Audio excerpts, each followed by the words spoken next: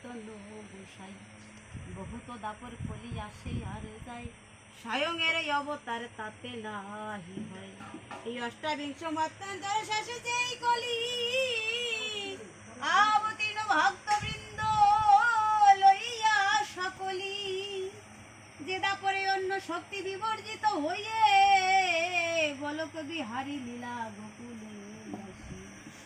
দাপরের শেষে সেই কলির সন্ধ্যায় শ্রী গৌরাঙ্গ রূপে প্রভু দিয়ায়।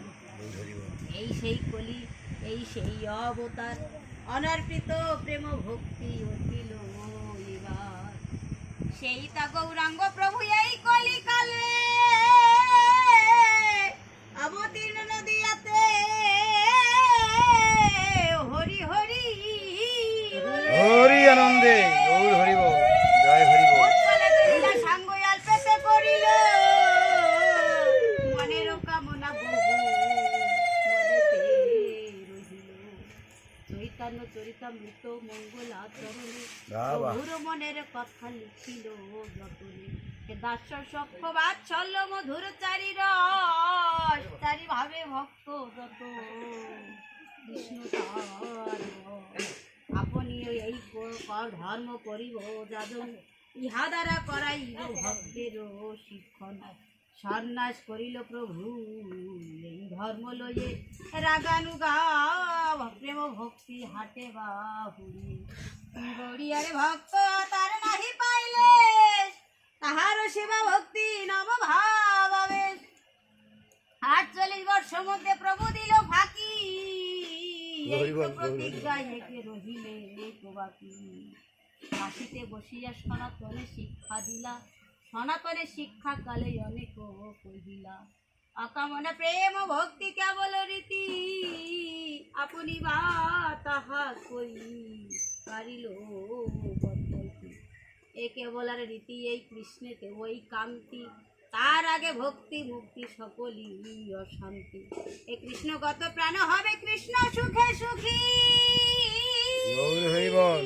কার দেহ লই হে প্রভু মারে ঝাঁকি ঝুঁকি। কৃষ্ণেতে অর্পিত দেহ এ দেহ কৃষ্ণে, আছে তুই অন্যের কাজ নিজে হইলোকে। হাত বা বাহির হয়ে সন্ধি কলস্ফুটে, কচ্ছপ আকার হয়ে খড়ে কইসে পেটে। যদ্যপি প্রভুর মনে থাকে কোন ভাব, যা দেখিনু যা লিখিনু গ্রন্থের যে ভাব। তবে তো প্রভুর মনে কামনা রহিল, অকামনা প্রেম ভক্তি কই পাওয়া গেল। কামনা রহিল আছে দৃষ্টান্ত তাহার, অদ্বৈতের করে ধরি বলে বারবার। বৈকুণ্ঠাদে নাহি সেই লীলার প্রচার, শেষ যে করি বলিলাম মোরে চমৎকার। তুমি আমি নিত্যানন্দ এই তিনজন, করিব নিগুড় লীলা রসইয়া সাধন। তুমি হবে রামচন্দ্র আমি শ্রীনিবাস, দাদা নিত্যানন্দ হবে নরোত্তম দাস। শেষে লীলা তিনজন করিল আসিয়া, প্রেম ভক্তি নিগুড় ভজনে লীলা করে তিনজন। ভাগ্যবান ভক্ত যারা করে দর্শন, এ তাদের ভজনে গ্রন্থ পড়ে দেখো ভাই। অকামনা প্রেম ভক্তি তাতে জয় হরি বল, গৌর হরি বল, জয় হরি বল। উদ্দেশ্য থাকিলে কোনো আসিয়া ধরায়, ওই প্রেম আস্থা দিবে তিন মহাশয়। সে কারণে অবতার হইল প্রয়োজন, সফল নগরী যশোমন্তের নন্দন। গৌর হরি বল। সুচির নন্দন যবে পরে পাঠশালে, পড়ুয়ার সঙ্গে সদা করি হরি গৌর হরি বল, জয় হরি বল, গৌর হরি বল। বলে হরি কর্ম সূত্রে বলে, ঠ্যাঙ্গা লয়ে যায় প্রভু তারে মারিবারে। সেই গিয়া করে সাইপা সন্ড সঙ্গেতে, মারিব মিশ্রের সুতে যাইব মারিতে। অন্তর্যামী ভগবান এ রূপে না পারিলাম হরি নাম দিতে।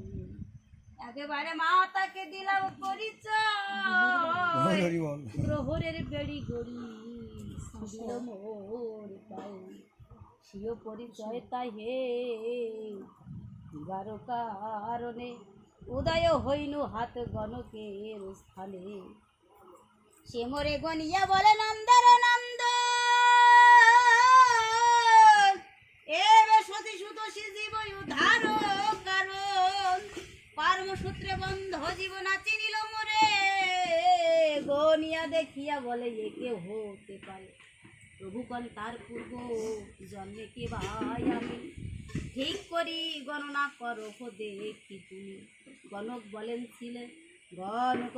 ছিলে অযোধ্যার রাম কৌশল্যা জননী পিতা দশরথ নাম এ তুমি ছিলে রামচন্দ্র জগতের মূল ফিরে বলে এ গণনা হইয়াছে ভুল বন্ধ কর্মসূত্রে জীবে উদ্ধারিকা মনে কাঙাল হইবই আমি তাহার কারণে বেশ মুড়ো করা ধরি হইব কাঙাল ঘরে ঘরে মেঘে খাবো হই যাবে গৌর হরি বল এ হাতে ধরি পাই ধরি দিব হরি না হরি হরি বল গৌর হরি বল গৌর হরি বল কাঙালে দেখিয়া মোরে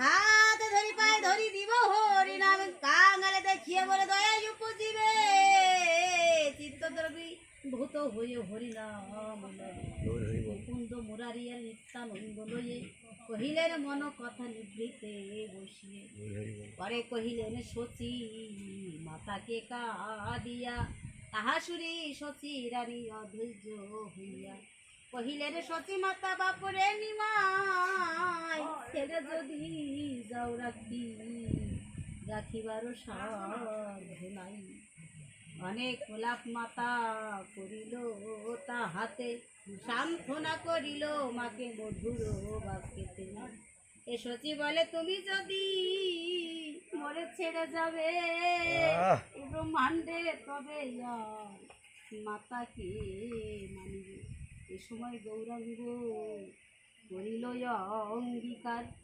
তোমাকে ছাড়িতে মাতা শক্তি কি আমার এ শোধিতে নারিব মাতা তব ঋণ ধার জন্মে জন্মে তব গর্ভে হব অবতার গৌর হরি বল গৌর হরি ধর্ম সংস্থাপন আর জীবের উদ্ধার রূপে লইব জন্ম আরো দুইবার তারপরে শ্রীনিবাস রূপে জন্ম নিল নরোত্তম রূপে